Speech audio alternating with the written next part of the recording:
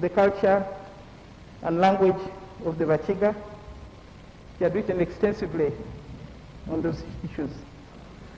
We also lost Father Gerald Pichave, a renowned Catholic priest and philanthropist in Emyooga. He died on Wednesday, 9 September 2020 in Jinja. Father Pichave came to Uganda from the Netherlands in 1974 as a missionary. He contributed a lot to the education, promotion of education and vocational skills.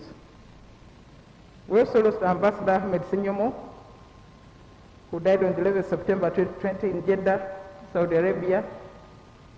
At the time of his death, Ambassador Ahmed Senyomo was the Secretary General, who died on the 11th September 2020 in Jeddah, Saudi Arabia. At the time of his death, Ambassador Ahmed Senyomo was the Secretary General, who died on the 11th September 2020 in Jeddah,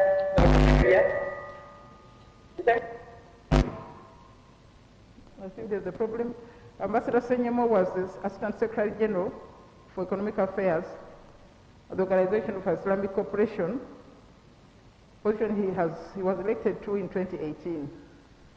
We also lost Mr. Kitaka Francis Xavier, passed away on the 12th September 2020. Mr. Kitaka was the chairman emeritus of both Supla Quality Chemicals Industries and Quality Chemicals Limited. Was also founder and chairman of both Copper Uganda Limited and MTK Uganda Limited. On our members, we also lost other citizens due to poor visibility of heavy goods vehicles. We lost Mr. Stephen Wako, candidate for Chiburu South in the NRM primaries. He died at dawn on polling day, 4th September 2020. Visibility of heavy goods vehicles. We lost Mr. Stephen Wako, candidate for Chiburu South in the NRM primaries. He died at dawn on polling day, 4th September 2020. Can someone check what is happening? This followed an accident along the Jinja-Iganga highway involving a sugarcane truck. On the night of Saturday, 12th September 2020, we lost Mr. Shaban Nkutu Muziransa, who equally died due to a car accident on the Kayunga-Wikwe Road at Naminya, again involving a sugarcane truck. Mr. Nkutu was a prominent lawyer, former Busoga Kingdom Attorney General, and president of the Uganda Badminton Association. Honour members, both of these accidents and many others could have been avoided if the trailers and lorries had better visibility. The problems of fatal accidents involving large vehicles has become persistent.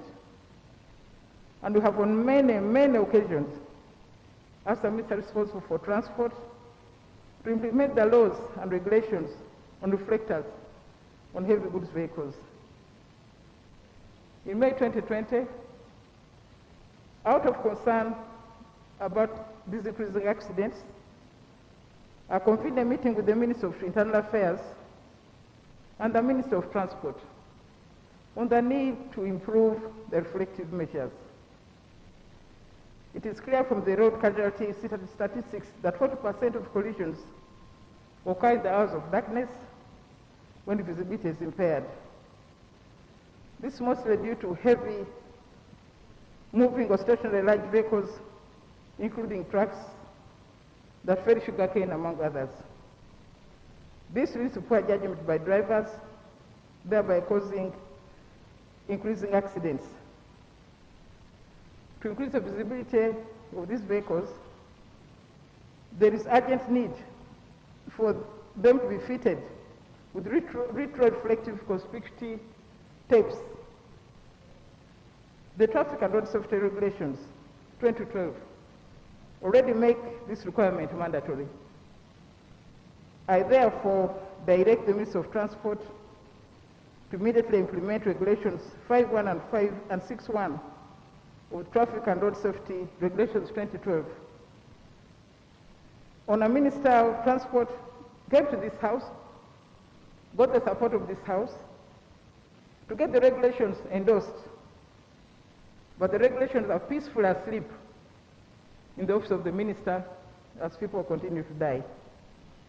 Honourable members, let me invite colleagues to stand up for a minute of silence in memory of all those we have mentioned above.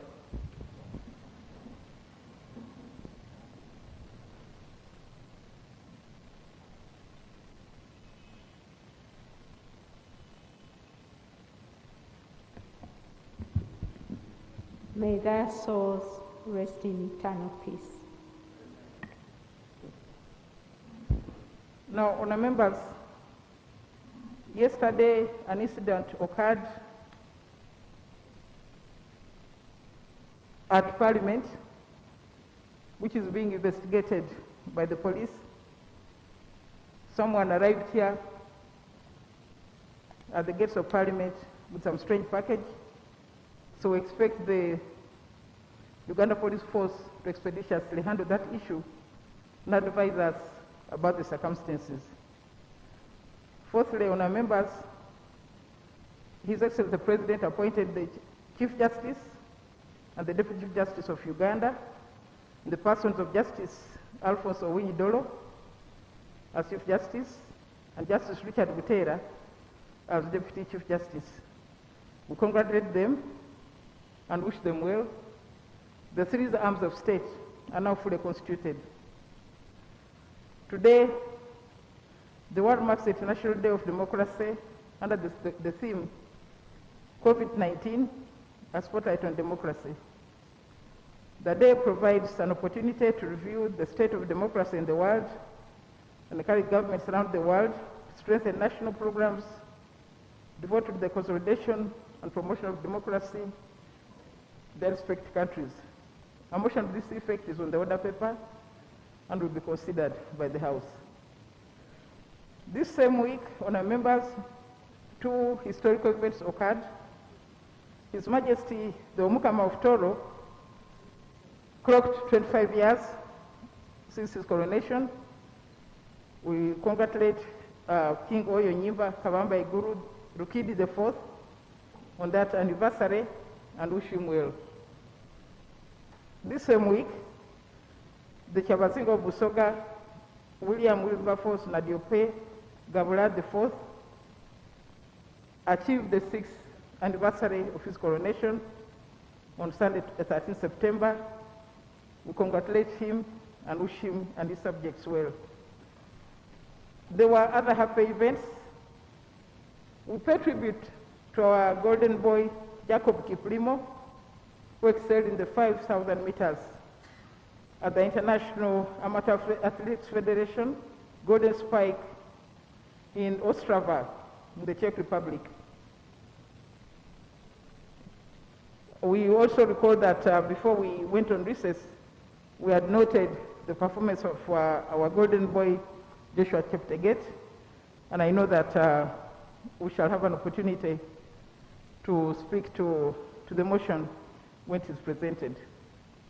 Now, honourable members, on the 4th of September, I received a letter from the General Manager of Pearl Dairy Farms Limited, Mr. Bijo Vagis, highlighting the continued adverse effects on new tariff barriers served now by the government of the United Republic of Tanzania on Uganda dairy products. You may recall that before we went on recess, the same company had brought to our attention the non-tariff barriers now from the Kenyan side against the dairy products of Uganda. They are complaining that there is a high increase in taxes and duties by the Tanzania government, which has increased the cost of consignment of powder products by 160% and root dairy products by over 200%. This is compounded by the border impasse with Rwanda and the barring of Uganda products from the Kenyan market. These barriers were intra-EC trade at odds, the East African Common Market Protocol, and undermine the spirit of the East African community. As you may recall, Honorable Muhweza and Honorable Michael Tusime have previously raised related urgent issues that await response from the Ministers of Trade, Industry and Cooperation and of East African Community. I want again to refer this matter to the Prime Minister for his consideration and ask him to report back to the House on actions taken by government to ameliorate the plight of exporters of Ugandan dairy products on Saturday, 17 September 2020. Thank you very much. That's the end of the communication. Now, there were a few matters of national concern. I think I saw Honorable Osege.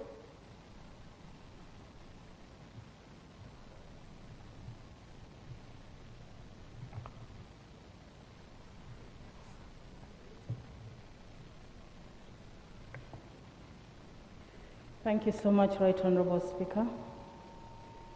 Right Honourable Speaker, I arise on a matter that is proving to be a scare out there, especially to people who are intending to stand for political office in the forthcoming national election 2021. Right Honourable Speaker, it is said that the Independent Electoral Commission is considering not to allow anybody to be nominated if they have a name that is different from their academic papers of Senior 6.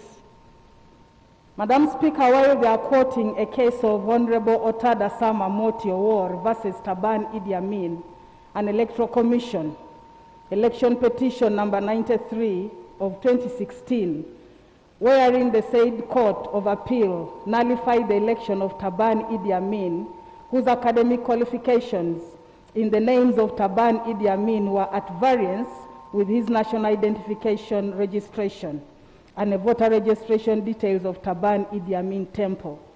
Madam Speaker, it is said that the Electoral Commission is even considering to nullify women like me who acquired their husband's name by virtue of marriage.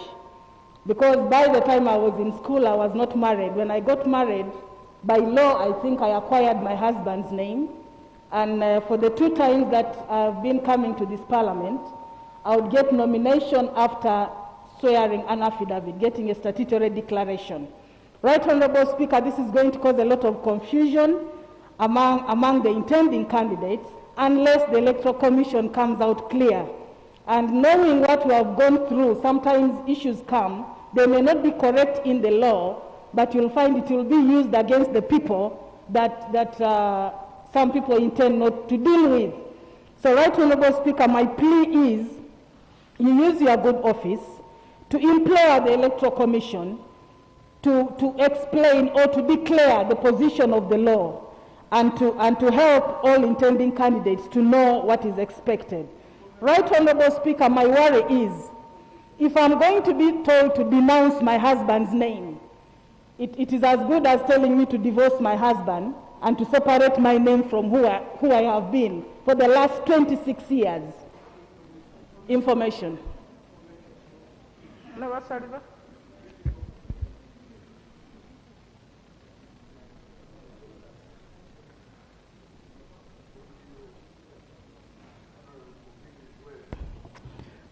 Honourable Speaker, the information I want to give in relation to the issue being raised by the Honourable colleague is that actually the Electoral Commission did appear before the Legal and Parliamentary Affairs Committee some time back. And this issue arose, and we told them that as far as the courts are concerned, there is no uniform position on that matter. Whereas they are quoting the Otada case, Honourable Speaker, there is a case I argued up to the Court of Appeal involving my good friend, the Honourable Sise Namuju. She also had different names. I won the case in Masaka in the High Court. I lost it in the Court of Appeal over the differences in names. There is also a Supreme Court decision of Serunjoji talking completely something different. So the information I want to give is that there is actually no uniform position from the courts in as far as the issue of change of names is concerned. And the Electoral Commission cannot use that to deny people nomination. I thank you. Honourable members, You are completed? Thank you, Right Honourable Speaker, and I thank you for that information. That's exactly our worry, because where there is witch hunting and there is intention to make sure that Angelino Sege does not return to the 11th Parliament, it can easily be used. By the time you tussle it out in court, it will be too late for you. Right Honourable Speaker, we request that you cause the Electoral Commission to come out clean on this. Thank you very much. Okay, Honour Members, the matter is very, very important and is not even based in law. And the people who change names are the women. The men don't change names when they marry. No, the men don't take their wives' names. So this is actually targeting the women in this election. So it's very important. The Minister of Justice must come before the close of this week to assure the country about this matter.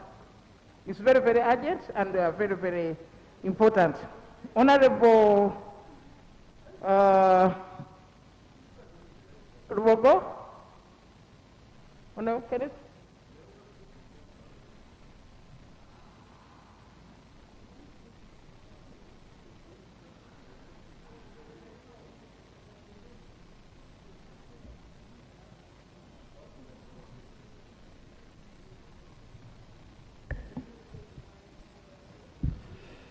Thank you very much, Right Honourable Speaker. Right Honourable Speaker, I'm rising on a matter of national importance, and it concerns the reopening of schools to finalist students. Right Honourable Speaker, ever since COVID ensued in our country, there has been a lot of mixed communication from the Ministry of Education. In the month of April this year, there was an attempt to announce resumption of schools around the 25th, 28th of April. That was when not even much was actually known about COVID. But an announcement had been made that schools will be reopening around that time.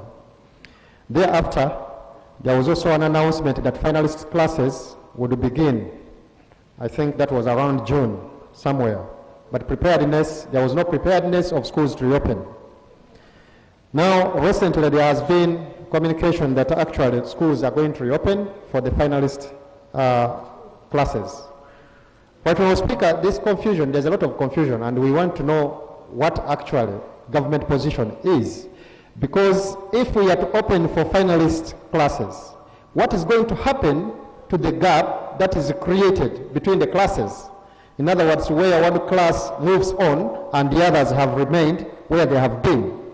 Secondly, what is the level of preparedness of government in case there's an outbreak of COVID? Because there's this main action of tracing the contact people, contact persons. And when these children are in class or in school, you cannot rule out that actually they are in contact with everybody else. So how prepared is government? And finally, Right Honourable Speaker, I would want really to implore our government to come out and explain to the country why we cannot come out boldly and declare a dead year, since it is just 3 months to the end of the year. And then we have schools resume from where we ended last time. So I think it is important, Right Honourable Speaker, that the Minister of Education comes and clarifies the position of government so far as the schools are concerned. I thank you. You will give that information, and I will not resume the stage. I thank you very much, Right Honourable Speaker. I give you the platform. Thank you. Honourable. Thank you, Right Honourable Speaker. I want to thank my colleague for giving way. Right Honourable Speaker, we, the proprietors of schools, we are really getting a very hard time because many teachers don't stay within our communities. We get information which doesn't come out clearly, and we recall the teachers to get back prepared so that they can get ready to see how we can start up the candidate class teaching. To our surprise, Right Honourable Speaker, last week, the Honourable Minister, Honourable Nabakova, came out to say that whatever came out from the ministry should not be taken serious, not until we get it from His Excellency. Now the confusion still comes within we and the parents.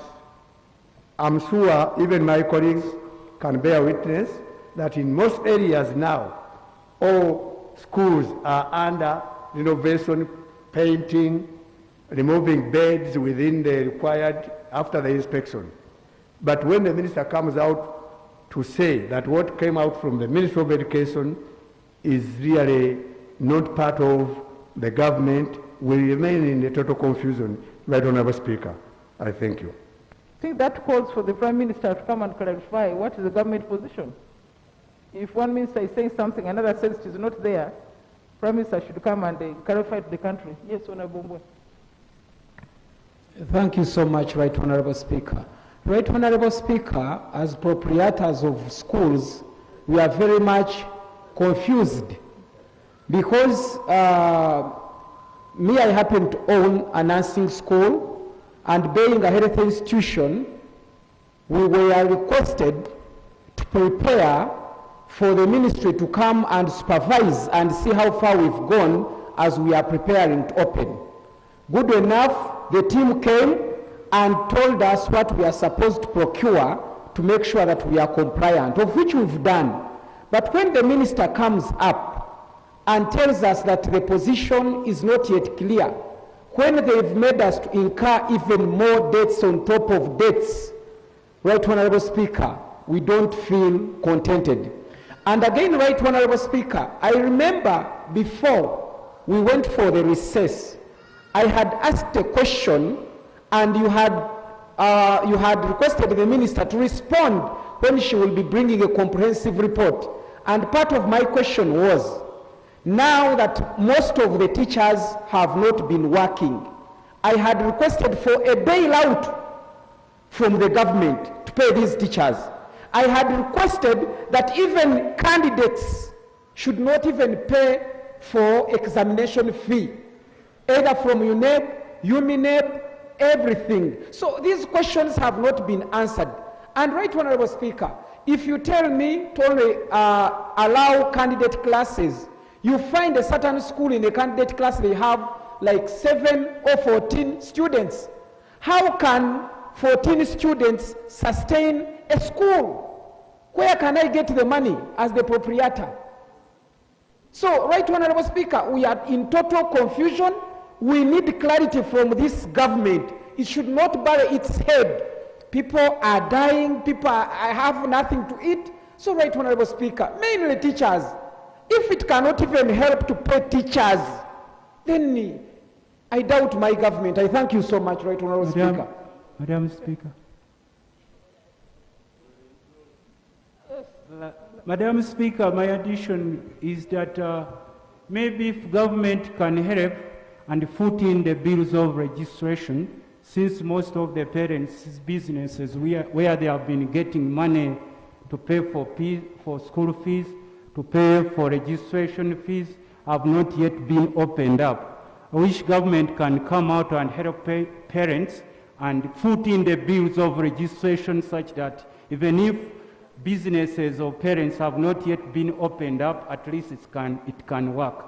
But second, Right Honourable Speaker, in my conclusion, we heard that government had given teachers 22 billion, but up to now they haven't seen a coin, only to hear in the news that 11 of the 22 billions was eaten by a few individuals from microfinance, yet we heard that within a few days they were bailed out, which leaves a lot of questions. Thank you, Madam Speaker. Honourable members, the issue of the education sector, we really need to have a discussion because there are many things that have not been talked about. For instance, recently I received a petition from the lecturers in private institutions asking for relief. And then I realized actually the government may have dealt with the primary teachers and the secondary teachers, but they did not deal with the people in the tertiary. So there are a lot of issues we need to discuss. So I want to invite the Minister of Education to come very, very quickly so that we can handle this issue, to hear when will the schools open, if they are going to open, how will they be open, etc. Yes, Honourable Tuanda. Right Honourable Speaker, I just wanted to give some brief information when members raised the issue of the schools, and of course, you are still, of course, giving the directive to the Minister of Education. Cabinet always sits on Monday, and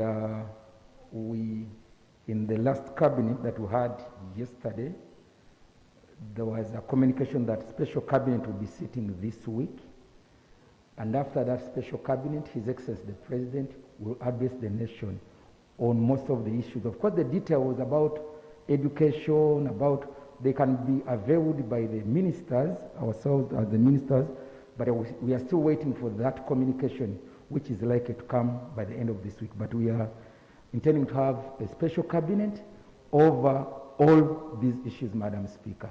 And I know government is concerned on this. You are not confirming that schools will open, or you are confirmed that they will open? We are not confirming yet until when His Excellency the President gives a statement. And after that statement, Madam Speaker, the details shall be given by the Minister of Education.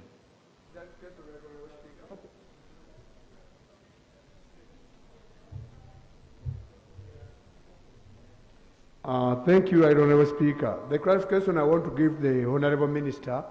Right Honourable Speaker, yesterday I was able to meet with the RDC Mukono, and I gave him the open view of the people.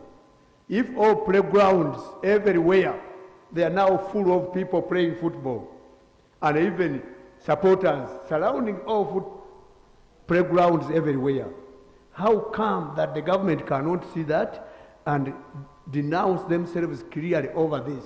Right Honourable Speaker, the other issue which the minister should clarify clearly, when they talk of 11 billion, the money that was sent to private teachers is not the one that was stolen, because that money came 2 years back in the circle of the teachers. This money came between June and July. That means that money should be still somewhere. And now the issue of referring our teachers to microfinance circle, it is as if they are going for loans.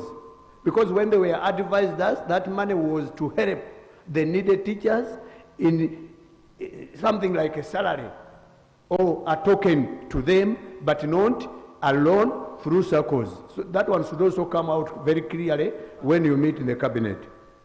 I think honourable members... Further clarification, Madam Speaker. Madam Speaker, I want to thank the Minister, Honourable Chiwanda. I want to thank the Minister, Honourable Chiwanda, as I call upon for his attention concerning what he has briefed the August House, that the President will give a statement concerning the COVID situation. Whether we people on the 40 border districts and majorly Busia municipality who have been in the lockdown for 7 months shall be allowed to be part of Uganda. I really want further clarification on that matter.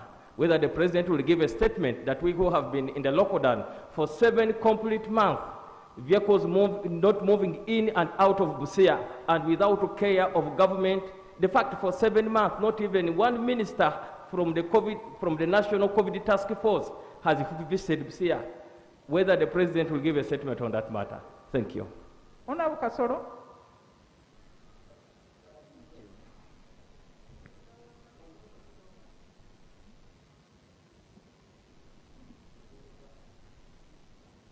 Thank you very much, Right Honourable Speaker. Right Honourable Speaker and Honourable colleagues, about the 20 billion to support the private teachers, I'm about to make a statement as regards the progress of the implementation of the Emyooga. So the 20 billion is part of the Emyooga, and initially we had 18 categories of the beneficiaries, but we added the 19th one for the private teachers. And every constituency is supposed to mobilize all the private teachers in that specific constituency to form a circle, and which circle will be supported by with 60 million shillings. And we have the money, and it has not been stolen. Okay, honourable members, I think on the issue of education, let us have a day for that, because we want to talk about the classrooms, we want to talk about the spacing, Want to talk about the candidates' classes vis-a-vis the others? No. No one will answer them today. Let's have a meeting where the Minister of Education comes here to answer our questions.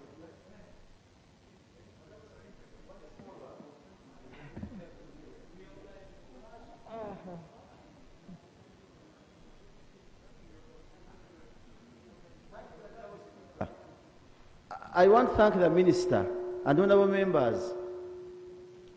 You shall have that time, Madam Speaker, but the issue of private school teachers was about their survival during COVID time. And I followed the President when he was addressing the nation on the issues of these teachers. Teachers, if you talk about people borrowing money during poverty, how will they achieve what to pay? Right, Honorable Speaker, the issue of private school teachers, including all members of Parliament here, I will not pick an individual, the minister or what. We are all under pressure because of teachers not having something to live on. Now, when you talk about 60 million to a constituency, maybe, my constituency alone has over 200 teachers teaching in private schools. Now, what will they share out of 60 million as development fund? The issue here at hand, Honorable Minister and Madam Speaker, how do we cater for teachers now that there are rumors that you are going to open schools, yet people are surviving on empty stomachs and they are being demanded for house rent and all that? So let us not hide behind Emyooga, yet one time there was Ntandikwa, Bonabagagawale, steady progress, nothing has changed the people of Uganda, but let us look at the teachers, specifically about private school teachers, because the government teachers are getting some salary that they are surviving on during this time. Thank you, Honorable Speaker. Honourable members, I will put aside 2 hours to discuss the issue of the education so that we can raise all the issues. Honourable Pachuto? 2 minutes, please.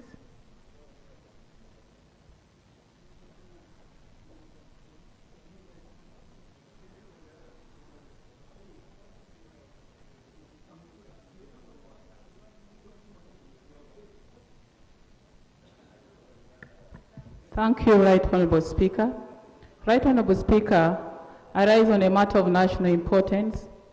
Right Honourable Speaker, Pakwach district is a gateway to West Nile, and we were among the 45 districts that remained in lockdown when the country was reopened to private and public transport. We were later on reopened, but Madam Speaker, as I speak now, the people of Pakwach are finding difficulties in accessing health services due to lack of masks. When I talked to the DHO, he said there has been a circular sent and they can't receive even mothers at health centers to access health services. Madam Speaker, I pray that the government moves expeditiously to provide the people of Pakwach with masks, because we are at risk. Most of the districts in Arua, in West Nile, have already received masks, and these are the same people that fly day in, day out through Pakwach district. Yes, please. Thank you, my honorable colleague. Honorable Speaker, we passed money here to provide every Ugandan with face masks. 89 billion, actually. 89 billion. But it's disturbing today, up today, Madam Speaker, I came from Kasilo yesterday. Serere district, as a district, we have not received even a single mask. I think we need an audit of what transpired. I'm told here even Buvuma, Halungu, majority of the districts, Bugiri, where? What happened? Where did the money go? Where have the masks gone? Are we serious in protecting the Ugandans from getting COVID by providing the masks? We need an explanation from the Minister of Finance, Minister of Health, and the Prime Minister, that where did that money go? Where is the masks for the people of Kasilo County, Serere district, and other districts that have not got? So it's not only West Nile, it's not only Apache, Pakwach. But, honour members, I think we had even been told that the distribution will start in the 40 districts. That's what we were told, that it will start in the 40 districts. So we need answers. Madam Speaker, this issue of COVID, from the time we passed a supplementary budget here, money has gone but you can't go and find accountability. You can't get it. Up to now, doctors are still complaining, health workers are complaining, the security officers who are supposed to get money never got the money. Now it is masks. Where is this money for COVID going? Who is keeping the money? Who is using COVID to extort money from Ugandans? We must not take this for granted, because I think as people are suffering, other people are just taking it as projects to get money. So I think we need to ask the Minister of Health to come and tell us exactly what is happening, whether this is about COVID or it's a venture for collecting money. Honourable members, I direct the Minister for Health to come and update the country on the status of distribution of the masks, in particular starting with the border districts and especially Pakwach, which are still under lockdown. We need answers by Tuesday next week. Thank you, Right Honourable Speaker. The other issue, Madam Speaker, I've been on this floor several times about the floods in Pakwach. Madam Speaker, it has gone beyond destruction of property. We lost one Opio last week because over 10 villages in Pakwach Town Council they are totally surrounded by water, and people have to cross by boats, and these have been donated by local politicians, and people are asking for it's at a cost. So this Opio was trying to cross to see the mother. Unfortunately, he didn't have money, and he tried to walk through the water, and he got drowned and died. Madam Speaker, my prayer is that is a road, and it is the government that's supposed to provide a road. Therefore, I request the government to again intervene by giving the people of Pakwach Town Council, especially the people in Pojwang, Jupabira village, and other villages surrounding, at least a motorboat. They're even finding it difficult, the people to cross from this side of the Nile to the eastern side of the Nile to do farming. Madam Speaker, I pray that your office takes this very seriously, because I've been talking about this here and again, and nobody has gone to the rescue of the people of Pakwach. I thank you. Honourable Member Sabita, knowing the last time the Minister of Internal Affairs was here, he assured the country on the floor of this House that he is personally engaged on the issue of the areas where there's been a flood. He was here on the floor of this House, and that's the assurance he gave. But apparently nothing is happening. So we invite the Prime Minister to come and explain to the House what has been happening and what plans they have for the areas which have been flooded for several months now. We want an answer on Tuesday next week. Honourable Frank Akelo, 2 minutes.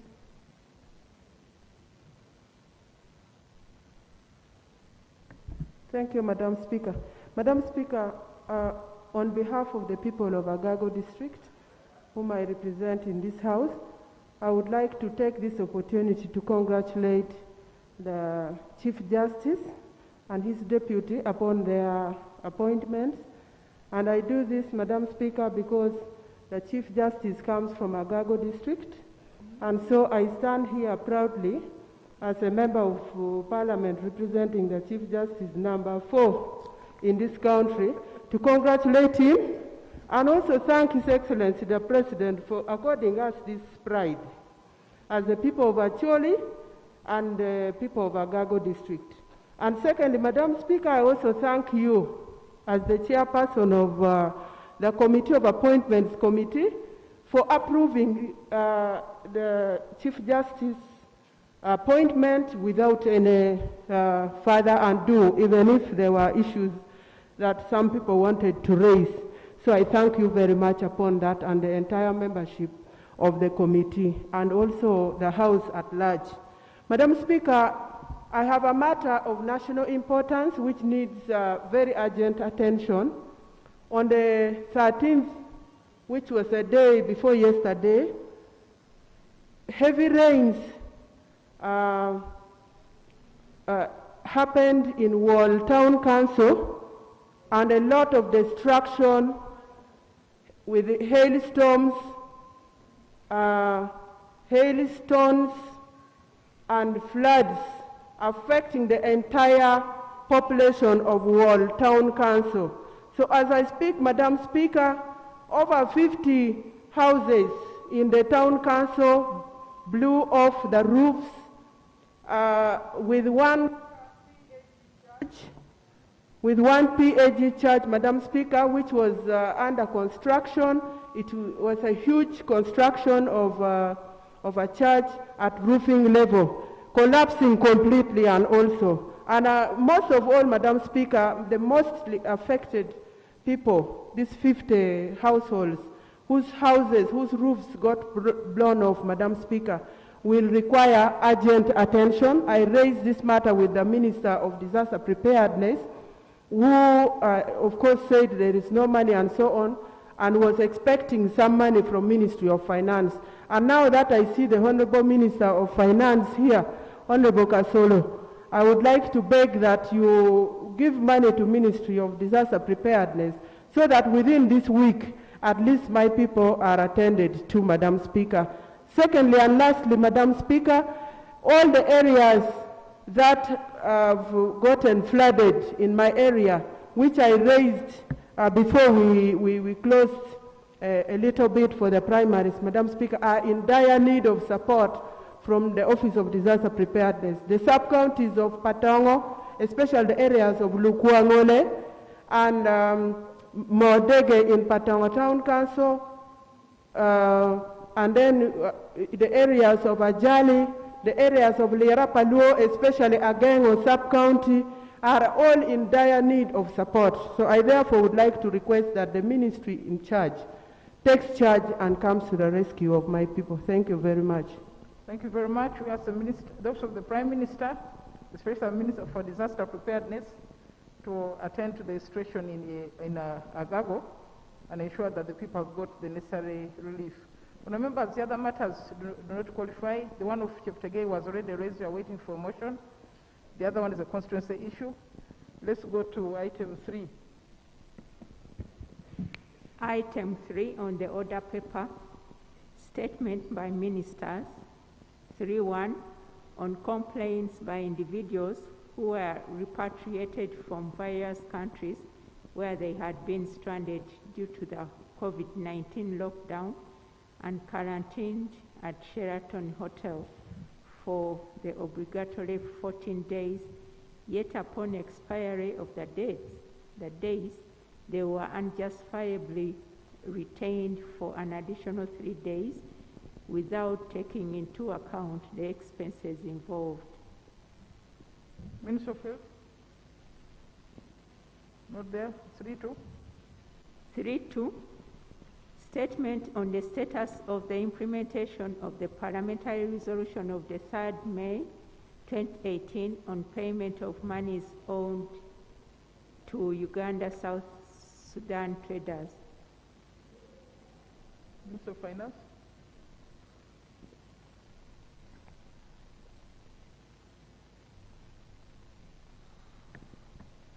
Madam Speaker, I beg of your indulgence to allow us come back tomorrow to make that statement. Honourable Minister, can you confirm that the Minister of Finance will come here in person? Because this matter has been on the order paper for many, many weeks. Madam Speaker, I'm going to inform my senior minister to ensure that he comes here in person.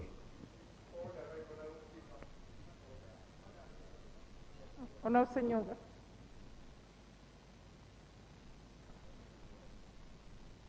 Honourable Speaker, I'm sorry to raise up for the point of order. A few minutes back, we were together with the Honourable Minister for Finance in the canteen.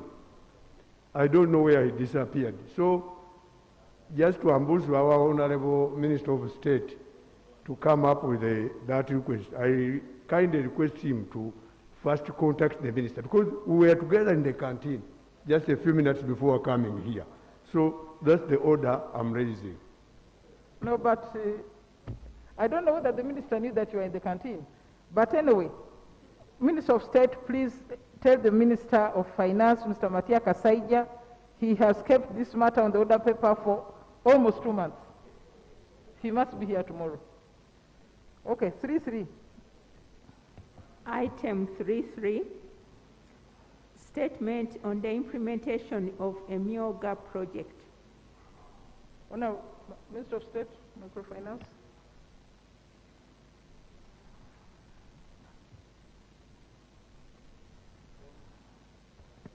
Thank you very much, Right Honourable Speaker. Right Honourable Speaker, at the 26th sitting of the first meeting of the 5th section of the 10th Parliament of Uganda held on Thursday, 6th August 2020, I undertook to present to the House a statement on the Presidential Initiative on Wealth and Job Creation, Emyooga. I'm therefore pleased to report to this August House as follows. Right Honourable Speaker and honourable colleagues, the National Population and Housing Census of 2014 found out that 68.9% of Uganda's households are still stuck at subsistence level.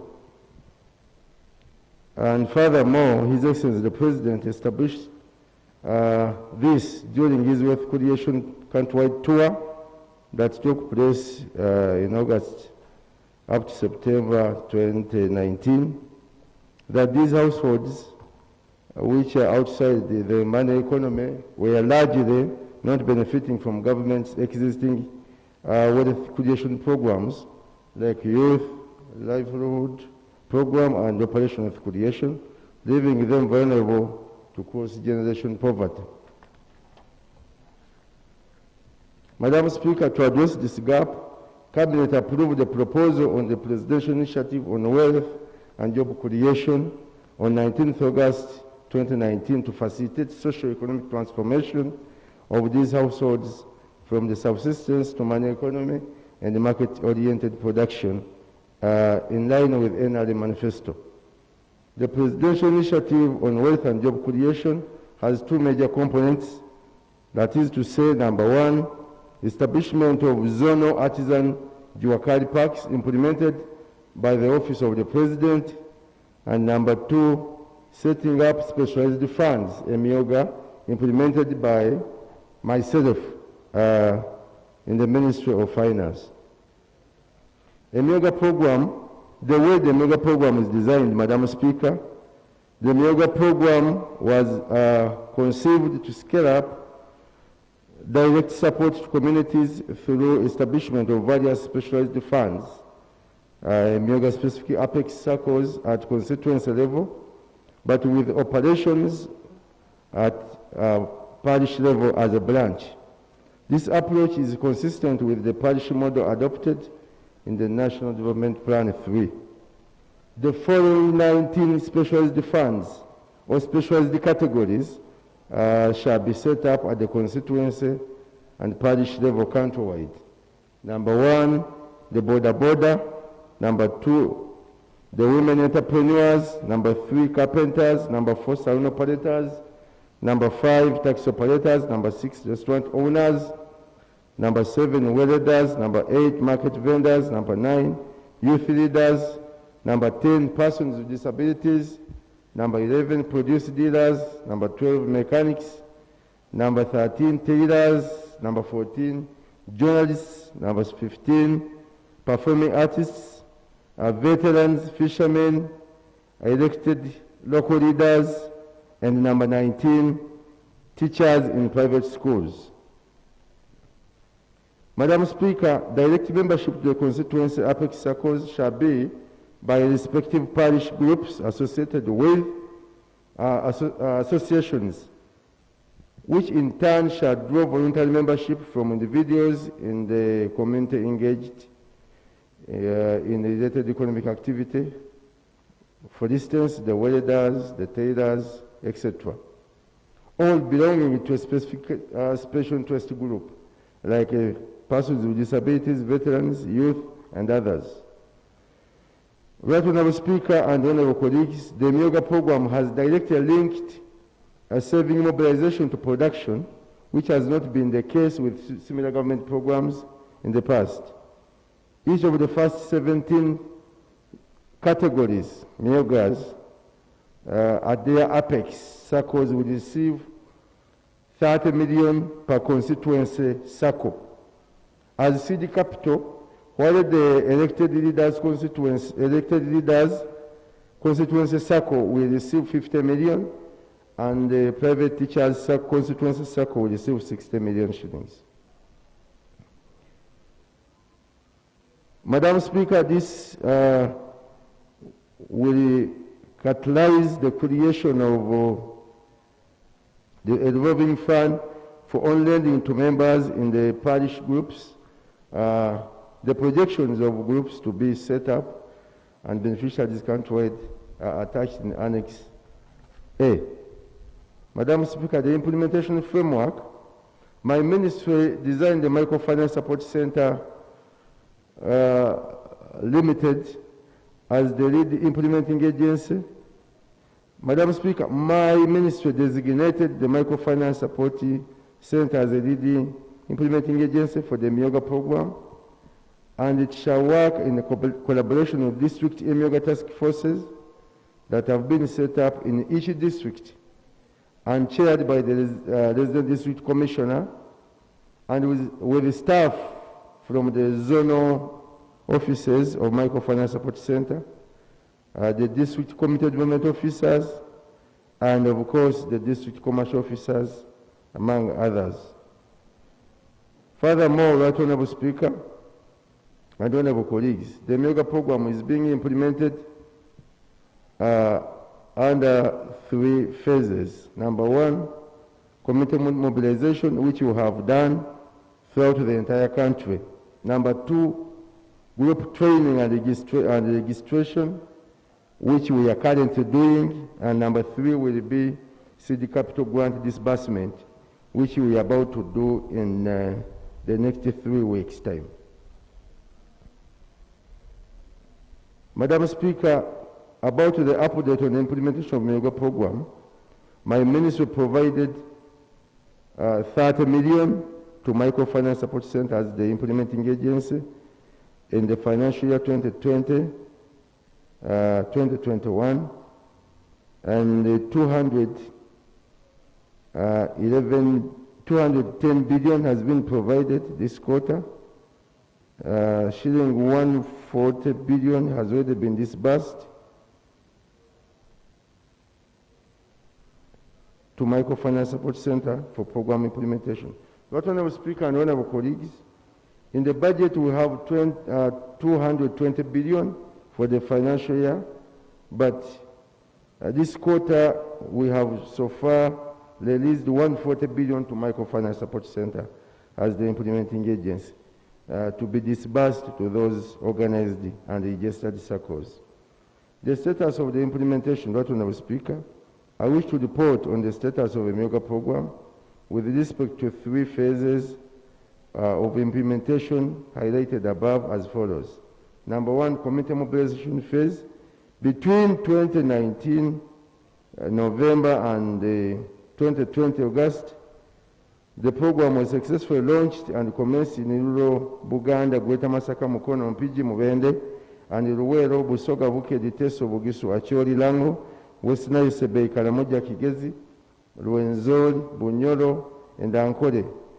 Despite the COVID outbreak disruptions, the sensitization meetings and launch of the program in Kampala has been scheduled to start on 22nd September 2020. Madam Speaker, I spearheaded this phase of mobilization, which involved the regional and district sensitization meetings targeting national and local leaders, with the meetings attracting at least 4,080 participants. 134 district Emyooga task forces were formed. Computer mobilization and group identification by the district Emyooga task forces was also conducted, and 29,747 parish associations have so far been formed countrywide. And Madam Speaker, I want to thank the colleagues, members of Parliament and ministers who participated in these meetings and who are part and parcel of the district task forces. Madam Speaker, about the group training and registration phase, under this phase, at least 21,963 partial associations have been validated by Microfinance Support Center in 47 districts, out of which the company has so far facilitated the formal registration of 14,416 parish groups with the respective local governments. Furthermore, the registration process for 893 Apex constituency circles in 59 constituencies with the register of cooperatives as well as training of circles leaders is in advanced stages. The list of the Apex constituency circles is also attached in Annex B. About the seed capital grant disbursement, under this phase, seed capital shall be disbursed to Apex constituency circle that meet a criteria that is being developed by MSC. It is envisaged that around 620 million shall be disbursed to beneficiary Emyooga circle per constituency. So every constituency will get 620 million shillings as seed capital for 19 circles. The challenges, Madam Speaker.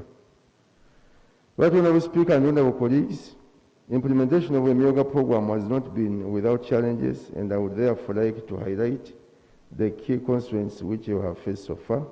Number one, as a general problem, COVID-19 outbreak and corresponding constraint measures. These disruptions led to the temporary suspension of the program implementation in March up to April 2020 as key players in the implementation framework. For instance, this is focused on the prevention of the spread of COVID-19. The resultant implementation is that the program is now behind schedule, but we are doing whatever we can to ensure that come November, December, we shall have disbursed all the monies to the prepared and organized circles. The mindset and attitudes.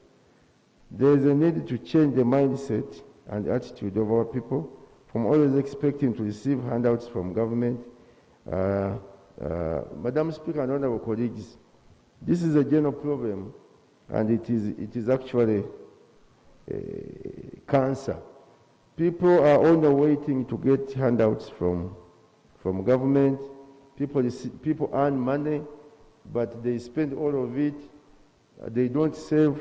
So we need to inculcate, we need to ensure that at least people embrace saving culture. Because even if we do what, even if we construct roads or whatever, even if we come up with many special programs, and unless we embark on ensuring that people embrace saving culture, we shall not fight poverty. Madam Speaker, about the budget, for sure it is inadequate because Parliament in its wisdom created new constituencies which we had not budgeted for, and yet every constituency must have a budget of 620 million shillings to support the 19 formal circles in every constituency. So we ask Parliament, Madam Speaker, to support us with the supplementary budget to cover the constituencies that we had not earlier budgeted for. In conclusion, Right Honourable Speaker, in view of the developments above, I wish to request as follows. Number one, support to provide additional budget allocation of a Emyooga program in the financial year 2020-2021, totaling 35 billion to facilitate the scaling up of the program to cover the new 47 constituencies and to support the activities of the district Emyooga task forces.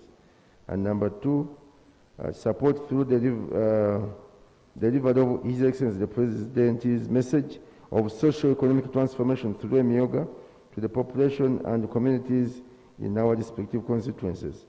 But, Honorable Speaker and honorable colleagues, I cannot deliver the success of this program alone. We need to work together. I know colleagues are very important in the entire country, but more especially in their constituencies. They have so many people who believe in them, so we need to work together to ensure that we deliver the success of this program. Right, Honorable Speaker and honorable colleagues, I beg to submit. Thank you very much, Honorable Minister. Yes, okay, Honorable Jova, 3 minutes. Honorable Kasoro. Then we go to Honorable Ayo, Chair Public Service. Oh, it's a popular topic. Okay, now put down your names. Thank you, Right Honorable Speaker. I want to thank the Minister for the statement and to appreciate the government for the Emyooga program. However, as the Minister rightly points out, the money is not enough. So what strategy is there? How are we going to make sure that everyone who qualifies, who deserves, gets this money of Emyooga? It is a program that has created excitement all over the country. So many groups have submitted their requests. So how are we going to make sure that everyone who deserves gets this money? And what explanation shall we have for those who do not get? Because certainly this is going to be a big problem. The Minister points out that 47 districts were not budgeted for. But have the rest of the districts been given sufficient funds so that all the groups of individuals, of these Emyoogas who apply, do get the assistance that they deserve? And the Minister points out that our people expect handouts, but I think this is a promise by government. Government came out and said we are going to give this money for the Emyooga, and so I think we should not say that people expect handout. What is important is we follow up this money to make sure that it is used up in the manner in which it is supposed to be used, and then returned.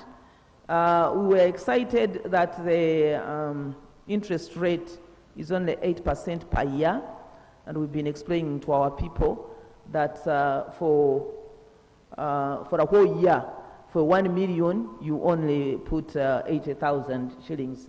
I think I'm right there. So people are anxious to get this money. Finally, maybe let me end up by thanking the Honorable Minister for the efforts that the ministry has put into training these Emyoogas. I think it has been widespread, except that we cannot tell whether everyone was involved. Thank you. Honorable Kasoro. Kasoro, Ayo, Pachuto, Onzima. Then we'll go to come this side.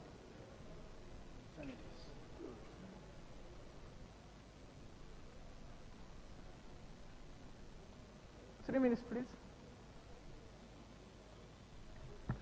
Thank you, Right Honourable Speaker. I would like to thank the Minister for the statement, but I also caution the Minister that you say that you are requesting the honourable members to be fully involved and make sure we mobilize for the youth to benefit out of this program. But Right Honourable Minister, the members of Parliamentary are not fully involved in this program. I can acknowledge it. Involved. Right Honourable Speaker, this matter has created a lot of anxiety among the groups down there. But the structure, how this money, these people are going to get money, structure is the RDC with the commercial officer, and then the CDOs and what have you, who are also under another kind of structure as civil servants. It's likely to cause problems. And if you don't involve us, this is likely to cause problems like the way the youth money happened, where those guys where the community development officer, commercial officers were getting, the youth would sign, probably, let's say 10 million, but actually what they get to do the business is 5 million. At the end of the day, this money is likely to cause problems. Honourable Minister, can you streamline all these gaps, and we make sure that this money, once it's sent to these groups, the money helps them to deliver on what is intended for. Honourable Minister, there is a lot that you need to do with the money, especially these monies come around the campaign period. That is a danger. So we request you that this is going to be like a bonanza to people who have voted the government and whatever, and yet they are supposed to pay at the end of the day. Honourable Minister, you need to sensitize the people correctly. The sensitization is still lacking. Madam Speaker, we are likely to have big problem with this money. Thank you. Honorable Ayo, then Pachuto, Onzima, then Ayepa. I'm coming like this. I've seen it. I'm coming.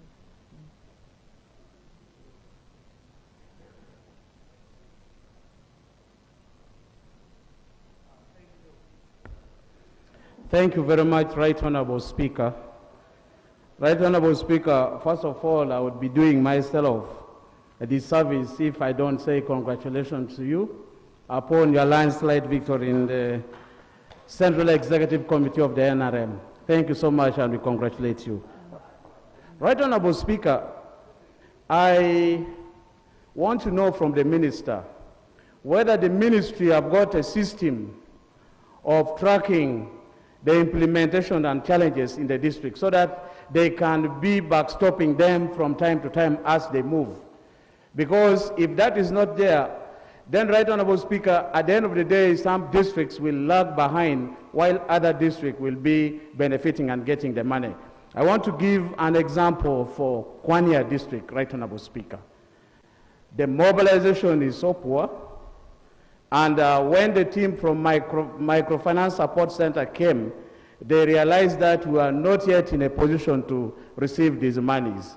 So I would want to know whether your team is there that would get to Kwanya. First of all, if the capacity is not enough, to build the capacity and work with them to ensure that they know what to do and they do the right thing. And in that way, I am requesting, Right Honourable Minister, that your team gets to Kwanya. Then secondly, I thought you would be coming to Parliament already, Honourable Minister, with a proposal for a supplementary budget, because this is under the Ministry of Finance, for the newly created constituencies, so that Parliament would then have to support, because it is not coming from the Parliament, but it's supposed to come from your ministry. So this is what I wanted to know, whether you first want the Parliament to bring, or it is the ministry to bring. And then finally, Right Honourable Speaker, I want the minister to develop a mechanism, because there is the RDC chairing, there is the district chairperson who is a politician, and then there is the technical team. I don't know how you are putting those groups together to ensure that Emyooga is implemented smoothly, effectively, and efficiently, because I am seeing that in most districts that I've consulted, there are those differences which is affecting implementation. So I would think you bring those teams together once again so that they know different roles that they are going to play in the process of mobilization, in the processes of processing these groups, and then at the end of the day giving out the funds to the different groups that are supposed to benefit. Thank you, Right Honourable Speaker. Thank you, Honourable Pachuto, then Onzima, followed by Honourable Ayepa, then I go to Wesiangu. Started, come this side. Thank you, Right Honourable Speaker. Right Honourable Speaker, I want to thank the Minister for the report. Right Honourable Speaker, Emyooga as a program is indeed exciting, like Honourable Kamateka has stated, in most of our districts. However, Right Honourable Speaker, I want to call upon the Minister of Microfinance to impress upon the Microfinance Support Center to step up on sensitization and even training of these groups. Right Honourable Speaker, whereas I state that this is an exciting program, Right Honourable Speaker, in Pakwach district, people on the other hand are concerned about there are monies that are locked up in circles that long closed, and up to now government is saying nothing about it. Right Honourable Speaker, I would like to implore you again through the Minister of Finance to come out clearly on how they can rebuild the minds of the people, whereas is urging Ugandans to save. Many Ugandans saved in these circles, but they long collapsed, and their monies up to now, government is saying nothing about them. Right Honourable Speaker, I thank you. Thank you. Honourable Nzima. Nzima, then Ayepa, then Esiangu, then Mukitale.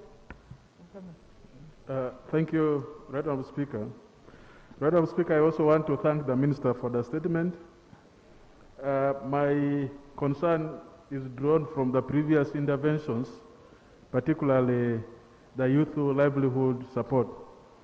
The element of training is very important. I have heard from the Minister that training has taken place, and also community mobilization has taken place. But in my district, as I have been going through the primary election campaigns, I've got a lot of concern from the community. They were trying to tell me that they have been hearing about Emyooga, but they have not got anything from someone, any information from somebody. So when the Minister is saying that there has been training already done and also effective community mobilization, I wanted him to come up clearly on the issue of training. Who are these people who were involved in this training, and which particular districts were covered in this training? Because, Madam Speaker, a lot of money was given through Youth Livelihood Support Program, but at the end of the day, there was nothing which changed the life of the people. Maybe it was because the money was supposed to be paid back, but the expectation is that now that this money is supposed to be given to the people and use it to change their lives, things may be changed. So the issue of training, then also, as the Honourable Kasolo had raised, youth livelihood had a lot of challenge through the offices of these community development officers, where the money which is allocated to these people do not reach the way it is allocated. If, for example, a group is supposed to get 12 million, they will say the 4 million is for having worked for these people. So there should be proper structure used in this time, and this structure should not be in the one which was for those previous interventions that had failed. I thank you, Madam Speaker. Thank you. Honorable Ayepa. Ayepa, Esiangu, Mukitale, then I go to Honorable Gwal.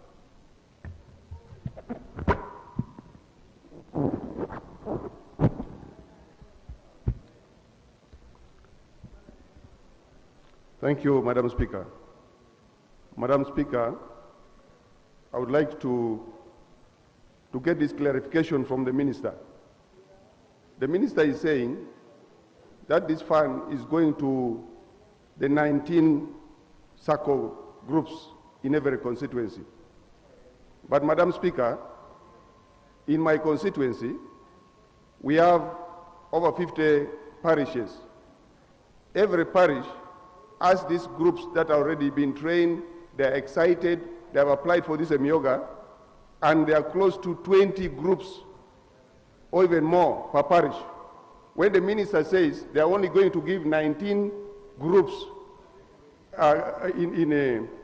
talked of groups in a constituency, then I get worried about so many of the groups that has registered in every parish, and they want this money. I would like to get that clarification from the Minister. Madam Speaker, the Minister talked about participation of the members of Parliament. It has not come out clearly what the roles of members of Parliament are in this Emyooga. Are we members of the task force? What are we, and what are we supposed to do? Because in some districts, you find the RDCs are dominating, some RDCs are political, they try to bring in their politics in the selection of the groups. I need the Minister to be clear on the roles of members of Parliament in this. Number 3, what is Emyooga in Ngakarimojong? I would like to know what is the meaning of Emyooga in Ngakarimojong. The other time you came with a Tandikwa, what is it in Ngakarimojong? Now you are coming about Emyooga, what is it? This is the question that's why you are saying people want to eat money and they want free things, because you have not told us what is this money. Is it for free? Emyooga may be in a Luganda ward, and the people who know it know what it means, what they should do with this money. Now you are saying Emyooga. What is it in Ngakar Mojong? Let us also know this. Then finally, you are talking about private teachers. Why are you excluding government teachers? Government teachers are doing badly. What do you pay them as government? Yeah? Very meager payments. Why don't you also include government teachers? Maybe at worst, government primary school teachers. Their wives can form circles, and they can also benefit from this Emyooga. I want to thank you, Madam Speaker. Honorable Siangu, then Mukitale, Ogwal, that comes to say. 3 minutes, please.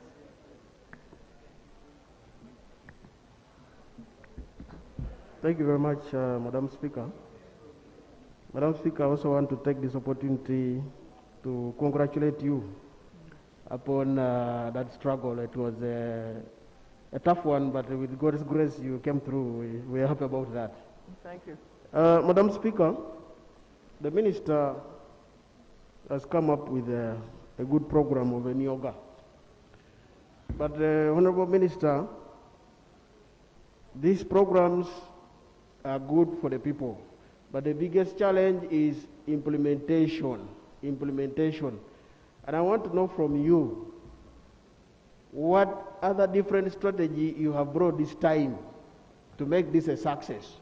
Because at the end of the day, programs like WEP and the youth livelihood have failed because of the issue of implementation. The design from the first place must be pro-people. Sometimes we design these programs and you just take to the people instead of asking the people what they need exactly before you implement them. So this is something that you need to critically look at. Madam Speaker, in my constituency, we have what we call village loan associations, and they're almost everywhere. They are very organized, small groups that borrow money and lend within themselves. Why don't you target those small groups? Because they are there and they're very effective. You need to look at it critically, because if you exclude them, at the end of the day, very people will benefit. And yet the majority of people in the communities believe and belong in these groups, which I think you need to take it very seriously. The other issue is the timing. Honorable Minister, you are talking about November, December is when you are going to disperse. This is the time when we are busy with the campaigns. This is going to create a problem, whether you want it or not. They will say this money is a reward for voting so and so in the office, and paying back this money will be a problem. We have gone through oversight to check WEP and the youth livelihood, and this is the reason the youth are giving. That we thought this money was a reward for voting so and so in the office. So why don't you take your time, do the design properly, and maybe implement after the election? Maybe you can get better results this time, but I want to assure you, if you give it within the campaigning period, be sure this is eating for people. And it's going to be very difficult for you to recover this money. I don't know what strategies you have put in place for the recovery, because some people have been put into prison with the old programs that you have designed before. The other last one is, this previously, they were given a good period of time with the low interest rates. What other incentives are you going to give them, for example? Ogwal, Mukitale? Oh, so, but you are moving from place to place. Okay, after Ogwal, Mukitale, there, Osege, more people. I'll come. Yes, yes.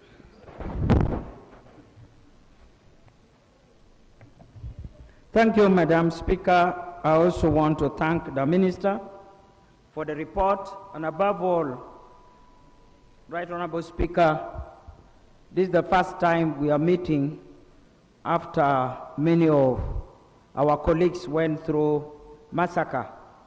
And I want to say that that is a normal phenomenon in political life. So those who have been left on the other side, let them have a spirit of forgiveness. We as Christians, we believe that the Lord closes one door and opens the other. Right Honorable Speaker, in a special way, I want to congratulate you for successfully making it back to SEC. You will give us definitely a very good voice there. Particularly we women should be very proud of that. And that's why the devil is provoked. The devil had to murder a little girl to show his or her anger. But we are saying there are people who are praying here, and their evil will not prevail in this parliament, because God's representative is in parliament. Right Honorable Speaker, I want to respond to the minister's presentation. First of all, the minister has not explained to us the mystery of 19 groups in one constituency.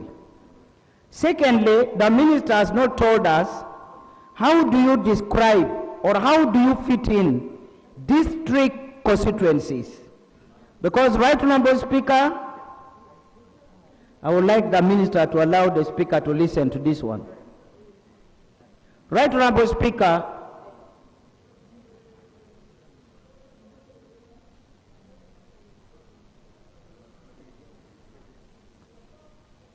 Right Honorable Speaker, you and me represent district constituencies. And when the minister talks of 620 million per constituency, what does he mean in the context of district constituencies? Are you trying to say that those who represent districts would not be fitted in this program, or what? Because, Right Honorable Speaker, that's very, very important.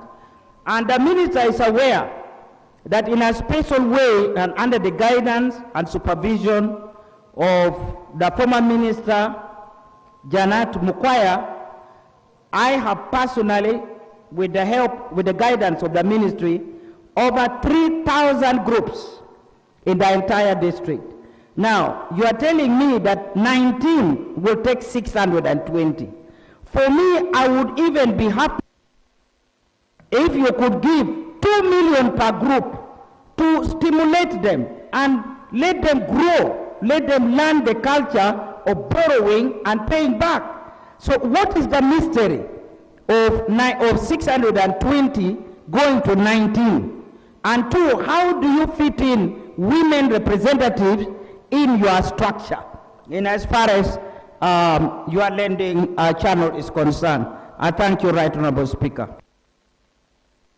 Honorable Kitale, followed by Honorable Sewungu Osege, Bamkwasa Mutonyi Rubogo, and then Emyooga on this side.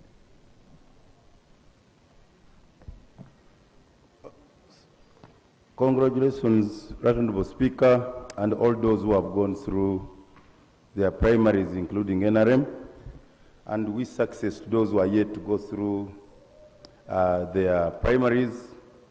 As an advocate of national dialogue, it is increasingly becoming abundantly clear that this country required a national dialogue yesterday so that we reduce proactively some of the challenges we have. Honorable Speaker, from a planning angle, having just discussed this, how the COVID has affected the economy, and aware that this financial year we are supposed to be dealing with NDP 3, which, by the way, Parliament never validated and never discussed, I would like to plead with the Minister to review the Emyooga program and dispense it as a COVID stimulus. A lot of informal sector has collapsed. A lot of SMEs have collapsed. We also had our own national economy and the committee Parliament put in place. It made recommendation. So why are we fire and forget, when Parliament, the Committee of Economy, has already, and the Minister identified the victims of COVID? I think any money now should be dispensed in that direction, and more so, and that should be more of NDP3, because what is now happening, we are becoming, we are doing too much balkanization, it is too much scattering, it's too much sprinkling, it will have no impact. And I can tell you, like I have said before on youth livelihood, I've said before on operation waste creation, I've said before on Entandikwa, unless we are saying we want to continue doing the same thing, expecting different results, something may be fundamentally wrong. So I would like to plead that can we try to work within the budget framework, to work within the NDP3, and Madam Speaker, I also want to request that we get time to discuss that, more so the COVID stimulus, so that we deal with the problem. The other area is the delivery mechanism. Government uses more money in the programs I've mentioned before than the Christian Foundation, the Muslims, the World Division, Haifa project. They use much less money, more sustainable programs, more visible, and with causing impact. Why do we continue throwing money where we don't find it? I think it's also important that we start partnering with those delivery mechanisms of faith-based, which we have seen have sent a cow. They have worked more than our government money, which, Madam Speaker, if I can end with this, we have not seen a culture of recovery in government programs, and yet in the other ones, they are doing very well. I think I need to go. My final request, Madam Speaker, can we concentrate resources and say, are we doing a cluster funding of a rural development bank? Can we put all the money in agriculture of agro financing? Can we do a housing and a mortgage financing instead of firing everywhere without impact, without sustainability, and without institution? And yet we are in a planning framework of NDP3. I would request, if we are going to transform and become middle income, seriously, let's consider those recommendations. I thank you, Madam Speaker. Sewungu Osege Vamkwasa, then Centenary, Mutonyi, Lubogo, Senyonga, and Nakapiripidit. Thank you, Honourable Speaker.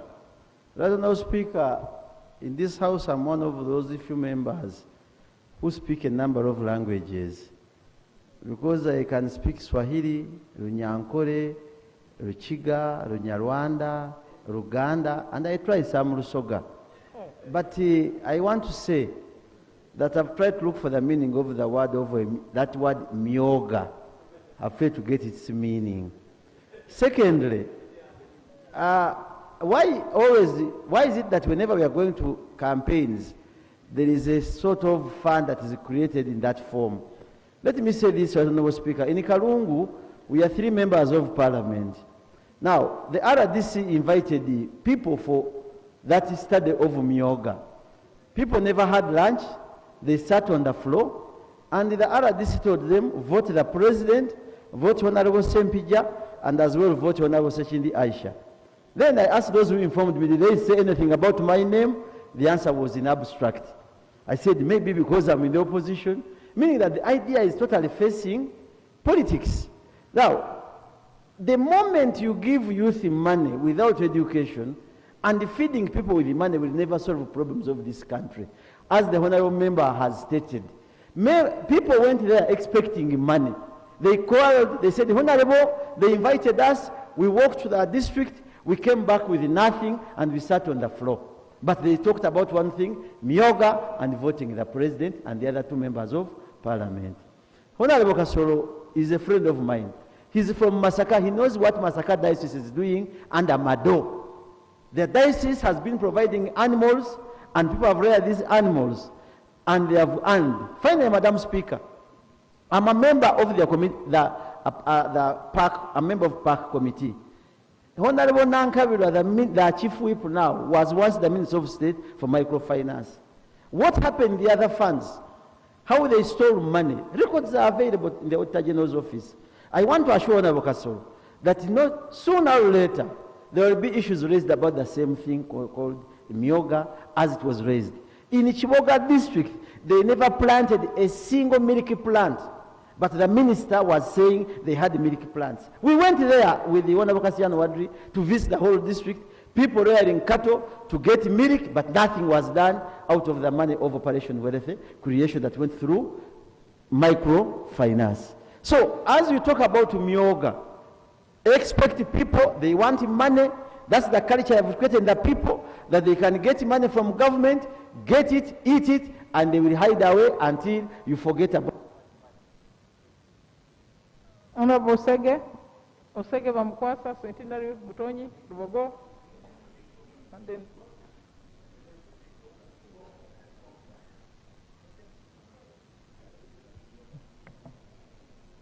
Thank you very much, Right Honorable Speaker. Madam Speaker, I would like to contribute a few ideas on the Emyooga, albeit without understanding the meaning of Emyooga.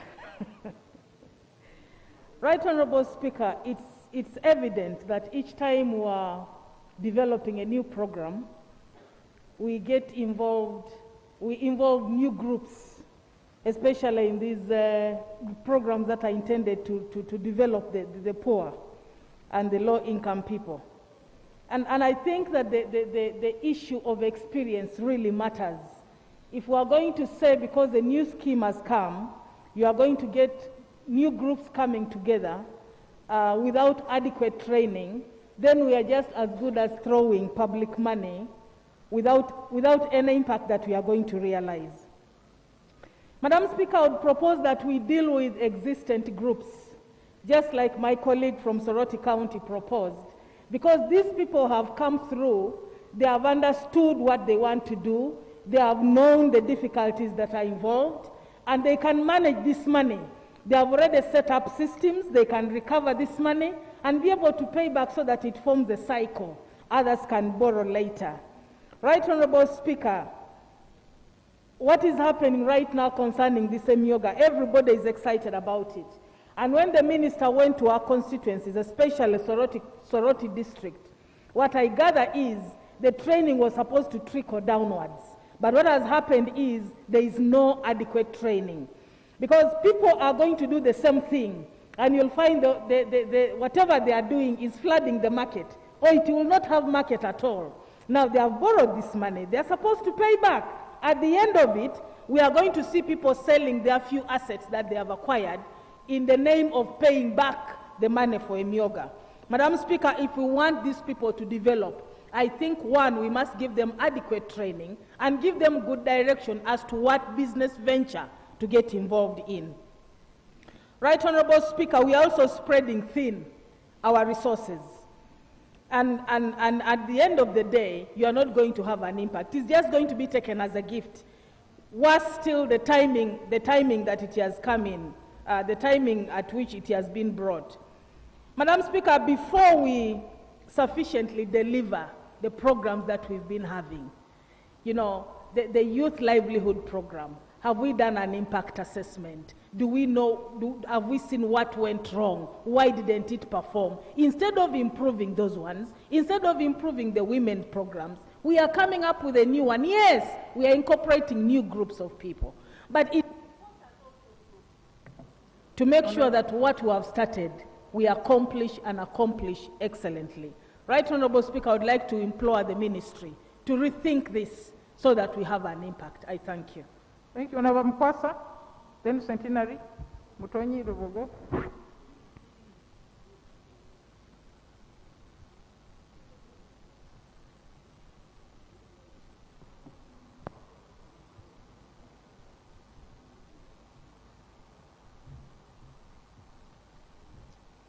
Thank you very much, Right Honorable Speaker, and congratulations upon all your successes from the people of Rukunjili, and very sorry for what happened yesterday, and my condolence message to the people of Parisa for the loss of our colleague.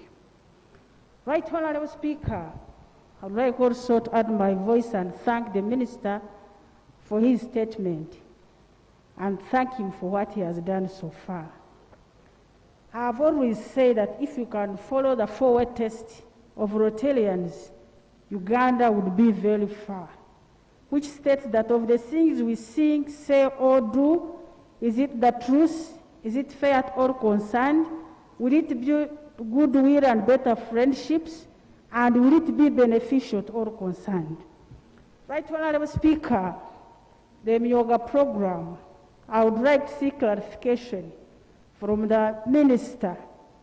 The difference between Emyooga program, youth livelihood program, web program, entandikwa, the NADs, because all these programs are benefiting the same Ugandans, the same people every time.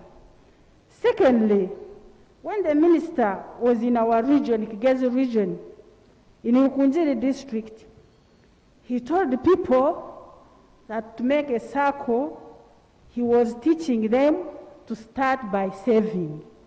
And in the Emyooga program, we are now including the private teachers and the teachers who are not on payroll in government schools. Those teachers have spent close to 7-8 months without earning. Where do we expect them to get money to first save? They form a group so that they become successful and benefit from Emyooga. We have done a lot of programs using associations.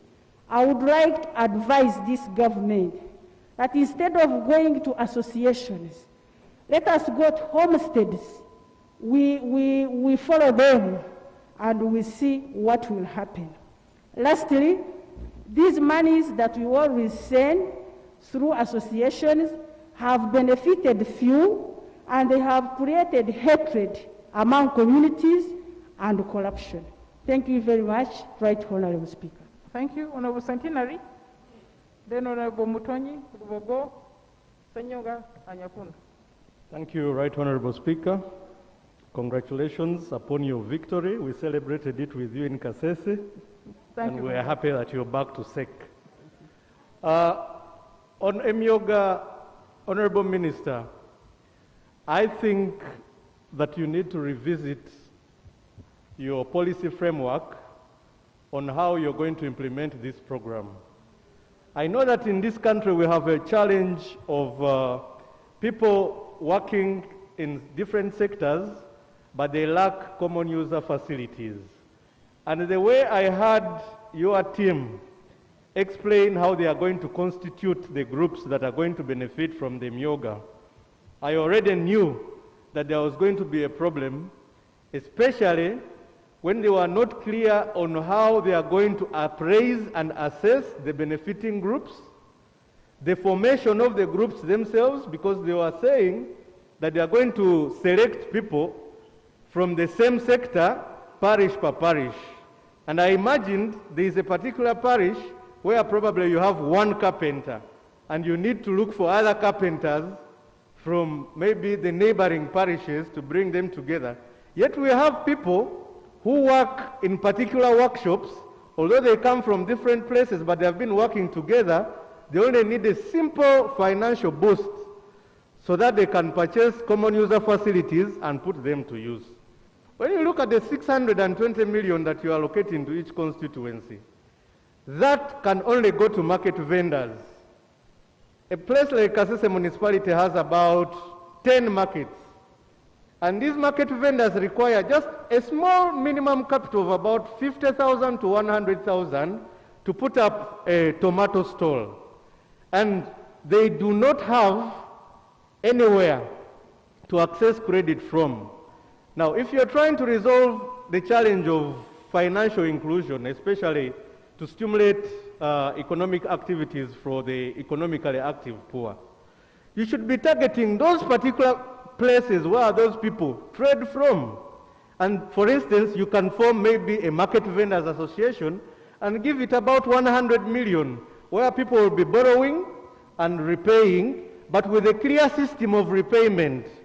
Actually, we even have existing circles like the border riders. They have a big membership, but they have very little capital to purchase borders at a minimum interest and paying down when they are repaying back those motorcycles. Those should be the targets. But when I... Honorable Mutonyi, Rubogo, Emyooga, Anyakunda.